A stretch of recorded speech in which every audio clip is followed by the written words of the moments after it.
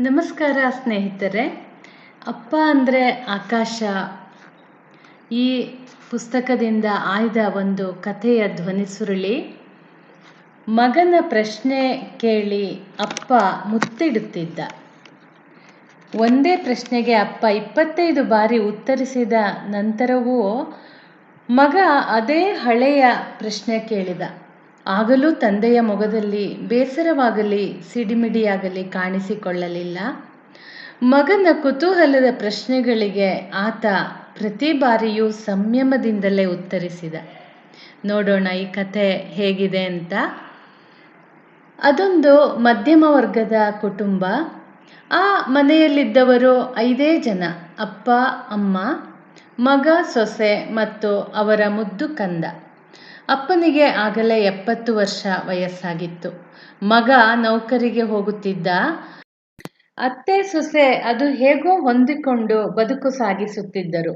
ಆ ಮನೆಯಲ್ಲಿ ಒಂದು ಮುದ್ದು ಕಂದ ಇತ್ತಲ್ಲ, ಅದೇ ಕಾರಣದಿಂದಾಗಿ ಯಾವ ಕಷ್ಟವೂ ಯಾರಿಗೂ ಗೊತ್ತಾಗದ ಹಾಗೆ ದಿನ ಕಳೆದು ಹೋಗುತ್ತಿತ್ತು. ಅದೊಂದು ಭಾನುವಾರದ ಸಂಜೆ. ನೌಕರಿಗೆ ರಜೆ ಇದ್ದ ಕಾರಣದಿಂದ ಮಗ ಮನೆಯಲ್ಲೇ ಇದ್ದ. ವರಾಂಡದಲ್ಲಿ ಸೋಫಾದ ಮೇಲೆ ಅಪ್ಪ ಮಗ ಇಬ್ಬರು ಕೂತಿದ್ದರು. ಮಗ ಕಿವಿಗೆ ವಾಕ್ಮನ್ ಇಟ್ಟುಕೊಂಡು ಹಾಡು ಕೇಳುತ್ತಿದ್ದರೆ ಅಪ್ಪ ಪೇಪರ್ ಓದುತ್ತಿದ್ದರು. ಇದ್ದಕ್ಕಿದ್ದಂತೆ ಕಿಟಕಿ ಆಚೆಯಿಂದ ಯಾವುದೋ ಪಕ್ಷಿ ಕೂಗಿದಂತಾಯಿತು. ಕಂದ, ಅದೇನಪ್ಪ ಸದ್ದು? ಹಕ್ಕಿ ಕೂಗ್ತಾ ಇರೋದಾ? ಯಾವ ಪಕ್ಷಿ ಅದು? ತಂದೆ ಕೇಳಿದರು. ಅದು ಕಾಗೆ ಕಣಪ್ಪ, ಮಗ ತಾತ್ಸಾರದಿಂದಲೇ ಉತ್ತರ ಹೇಳಿದ. 1-2 ನಿಮಿಷಗಳ ನಂತರ ಆ ಪಕ್ಷಿ ಮತ್ತೆ ಕೂಗಿತು. ತಂದೆ ಮತ್ತೆ ಕೇಳಿದರು. ಕಂದ, ಯಾವ ಪಕ್ಷಿಯ ಕೂಗು ಅದು? ಅದೇ ಕಣಪ್ಪ, ಅದು ಕಾಗೆ. ಕೇಳಿಸಿದ ತಕ್ಷಣ ನಿಂಗೆ ಅರ್ಥ ಆಗಲ್ವಾ? ಮಗ ಅದೇ ತಾತ್ಸಾರದಿಂದ ಉತ್ತರಿಸಿದ. 5 ನಿಮಿಷದ ನಂತರ ಮತ್ತೆ ಆ ಪಕ್ಷಿಯ ಸದ್ದು ಕಿಟಕಿ ಅಂಚಿನಿಂದ ಕೇಳಿ ಬಂತು. ತಂದೆ ಮತ್ತೆ ಪ್ರಶ್ನೆಯನ್ನು ಕೇಳಿದರು.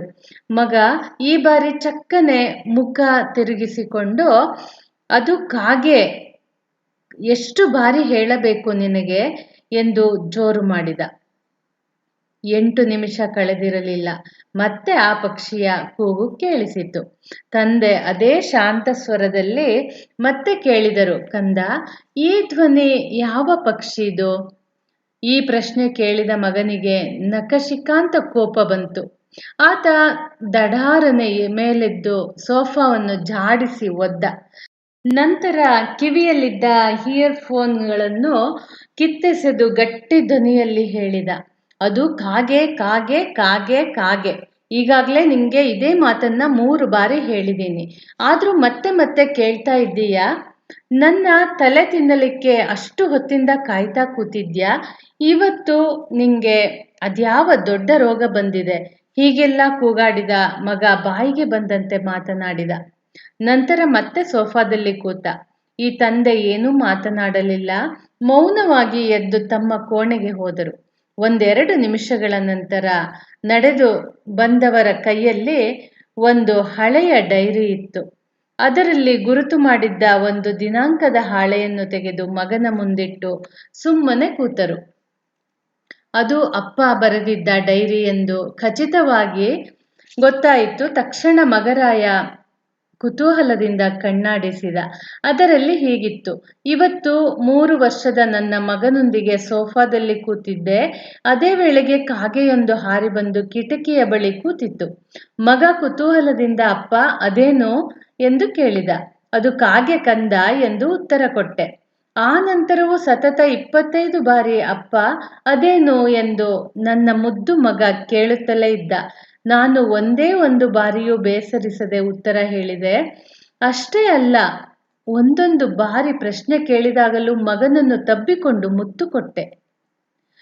ಅವನ ಕುತೂಹಲ ಮತ್ತು ಮುಗ್ಧ ಪ್ರಶ್ನೆ ನನಗೆ ತುಂಬಾ ಇಷ್ಟವಾಯಿತು. ಇದೆಲ್ಲವನ್ನು ಓದುತ್ತಿದ್ದಂತೆ ಮಗನಿಗೆ ತನ್ನ ವರ್ತನೆ ಕುರಿತು ನಾಚಿಕೆಯಾಯಿತು. ಅಪ್ಪ ಬಾಲ್ಯದಲ್ಲಿ ತನ್ನನ್ನು ಅದೆಷ್ಟು ಪ್ರೀತಿಯಿಂದ ನೋಡಿಕೊಂಡಿದ್ದ ಎಂಬುದನ್ನು ನೆನೆದು ಹೆಮ್ಮೆಯಾಯಿತು. ಡೈರಿಯನ್ನು ಆತ ಇನ್ನಿಲ್ಲದ ಆಸೆಯಿಂದ ತಬ್ಬಿಕೊಂಡು ಗದ್ಗದಿತನಾಗಿ ಕೇಳಿದ. ನನ್ನನ್ನು ಕ್ಷಮಿಸುತ್ತೀರಾ ಅಪ್ಪ? ಮತ್ತೆ ಮುಂದಿನ ಸಂಚಿಕೆಯಲ್ಲಿ ಭೇಟಿಯಾಗೋಣ. ಸ್ನೇಹಿತರೆ, ನೀವು ನನ್ನ ಯೂಟ್ಯೂಬ್ ಚಾನಲ್ ಸಬ್ಸ್ಕ್ರೈಬ್ ಮಾಡಿಕೊಳ್ಳಿ ಹಾಗೂ ನಿಮ್ಮ ಸ್ನೇಹಿತರೊಂದಿಗೂ ಹಂಚಿಕೊಳ್ಳಿ. ಧನ್ಯವಾದಗಳು.